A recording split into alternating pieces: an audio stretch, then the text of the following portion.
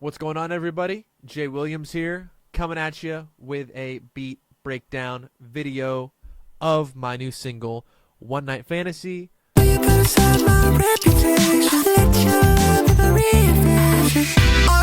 hop right into it. All right, to start, we have a little intro right here using the chords of the verse. And basically, what I did is I took these parts and put a telephone effect on them. As you can see, there's a lot of middle frequencies. But yeah, as you can see, kind of sounds vintage. What I have going there is basically the verse chords, a little bit of like this hyperpop sound, and then a jazz kit drum loop from, I believe, Splice it was. And that's basically everything I have going on there. There's this little lead riff part I have playing right here. And I think that's all I have on there. And, oh yeah, vinyl. The sound of vinyl going. Give it a little bit of a rustic feel. We'll bring that back here in a second. And then it goes into the verse part, which is going to play right now.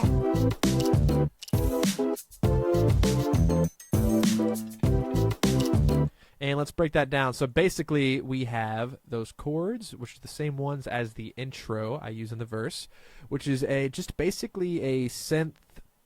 I wouldn't say a synth pad. It's almost like a synth pad keyboardish sound off of FL Studio.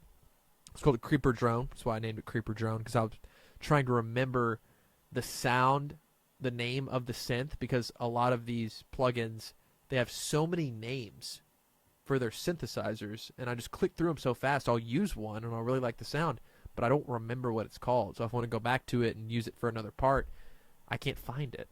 So I've been starting to name my shit just the name of the synth. Anyway, let's see a little walk up with the chords there. For my drums, I used I think it was a drum pack off of Waves. If you haven't used Waves, I would highly recommend it. It's a subscription-based thing where you can get stems, drum beats. They have anything from royalty-free to like royalty B or C. I usually go for royalty-free because I don't want to do any splits, essentially. But I would highly recommend it. I get a lot of my drum sounds from there. I think they just sound really quality. I think this is from 2 different ones. I have that snare sound in there. And then these perks and shakers, I feel like, is what makes this drum beat for me. I feel like it gives it the swing. I feel like this, honestly, is probably my favorite part of the song, is just these shakers. But yeah, those were all from Waves, so I just took those drum beats, I either like chopped them up, or they came with stems, and I just placed them all where I wanted them, consolidated them into one audio clip. And then for my bass, I used a bass sound from FL called Plectrum Rock Bass.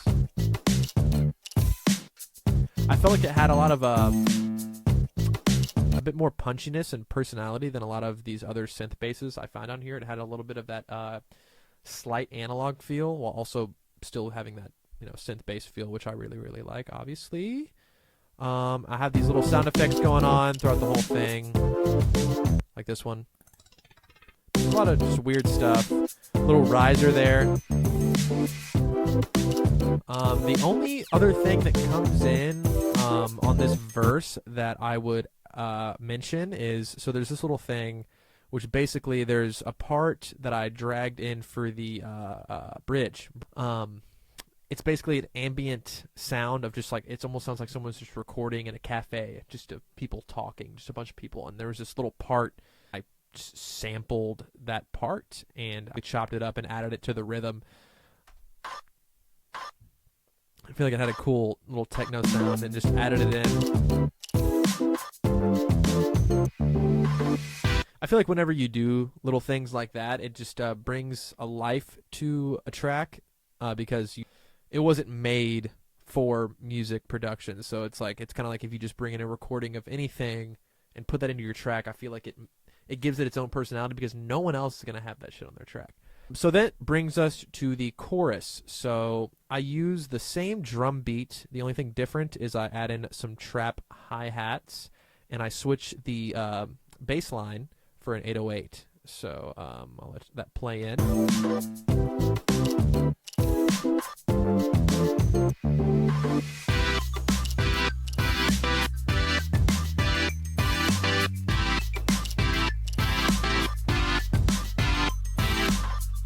Yeah.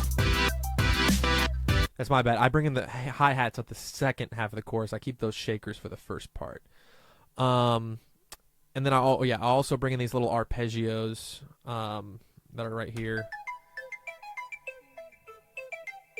It just brings a little bit more of that stacked feeling that you have in a lot of pop tracks. That adds just a lot of flavor, even if you can't hear it directly when you listen to it.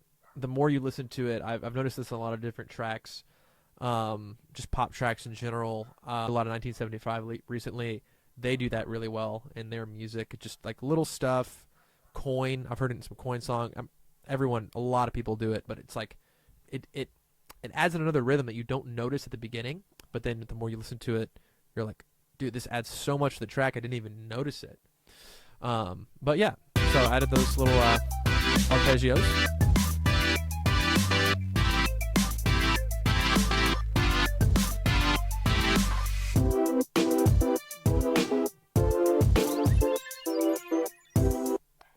And then on that second verse, you probably heard some string sounds, which are right here. I use the same chords as the first verse.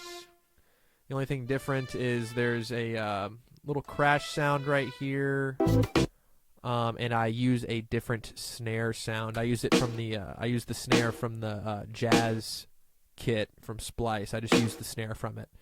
I brought those arpeggios back in.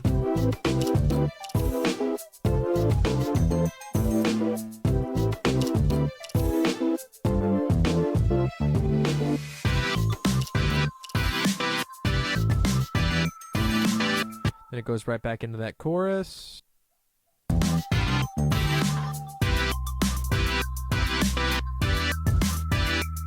I did add in another little background sound there. I think it's right here. It's hiding. Yeah. So it's another background synth. I feel like it's good to always just keep adding a little bit extra flavor throughout the song.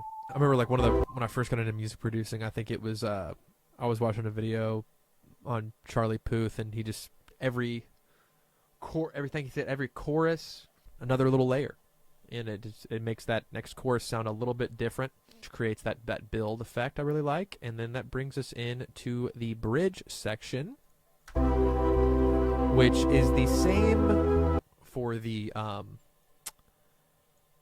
chorus. Let me go over here and isolate that real quick.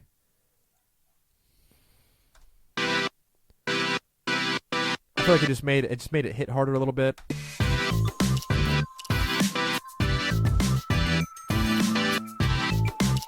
It really threw it into that like hyper pop. I feel like that that specific sound, the way that hits with the chorus, I feel like that's what made this track hyper pop.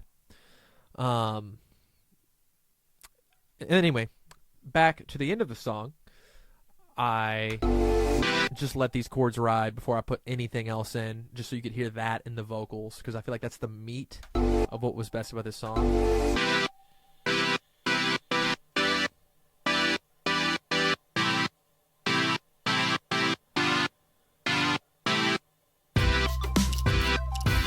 Then everything comes back in.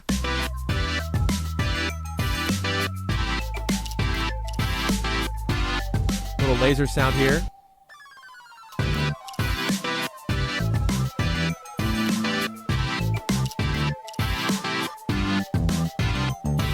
And then I end it with that same little telephone effect.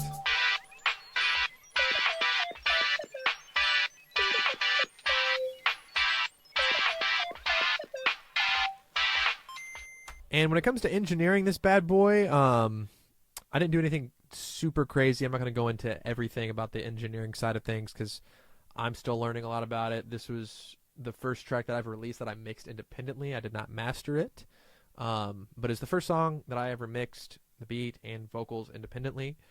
So I'm still, pretty new about having the confidence to actually get something I liked enough to release it. But essentially, all I did on the drums and the bass is I added some EQ, compression, and a little bit of like preamp saturation.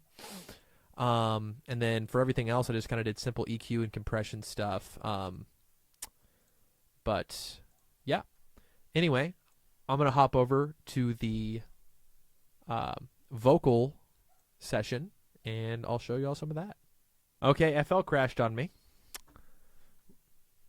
Why did the camera just move like that as soon as I said FL crashed on me? What kind of sorcery is that, dude? It's kind of creepy, to be honest. Oh my god, what the fuck? It just opened. It opened, and then it said it was going to crash, and then it opened, and then it fucking crashed. What if I just exit out? What if it just ignores it? Oh my god, that worked.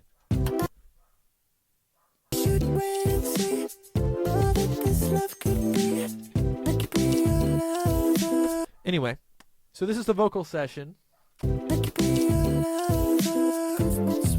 Looks like I have the lead vocal consolidated. I have some harmonies coming in. This is all...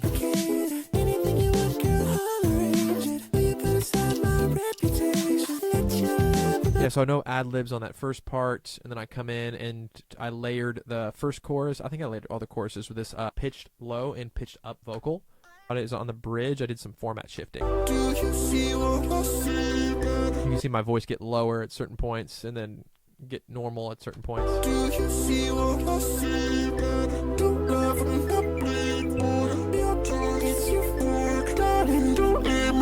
I'm still falling.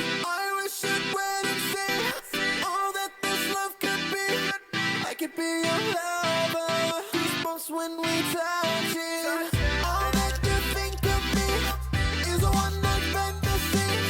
Forget all the drama, let's do more than fucking. Oh yeah, and on the last chorus, I layered a bunch of my vocals.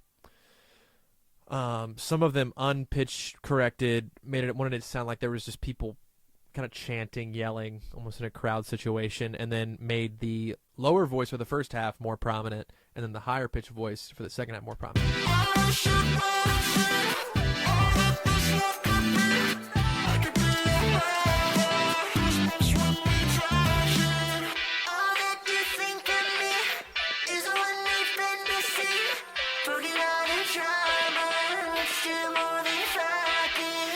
And then effects-wise, limiter, don't want any white noise going on. Auto-Tune Pro, pretty standard auto-tune there. Partial compressor on that because I have this thing called Xvox, which I would highly recommend. It's EQ, compression, de-esser, reverb, pitch widener chorus. The pitch widener effect, I think pitch widener sounds good on freaking every pop vocal. I think every pop vocal should have pitch widener, right? At least on some of it, because the vocal is the main pinpoint of most pop tracks. It's like if you have everything leveled decently and you use like decent sounding drum sounds and synth sounds, your mixing can be pretty basic. But as long as you're nasty at vocals and you make that vocal wide, crispy, you can't really go that wrong with it. But that's my hot take for the day. I think that's the video. I think anything else would be overkill. Anyway, this was my beat breakdown. I guess it wasn't just a beat breakdown. It was a production, half production. It was like 70% beat breakdown, 30% production breakdown, I guess. But this is my new single, One Night Fantasy. You can catch it on any platform you listen to music on, Spotify, Apple Music, YouTube. Follow me here on Instagram, Jay Williams Baby. Same name on Twitter and TikTok. Jay Williams on YouTube.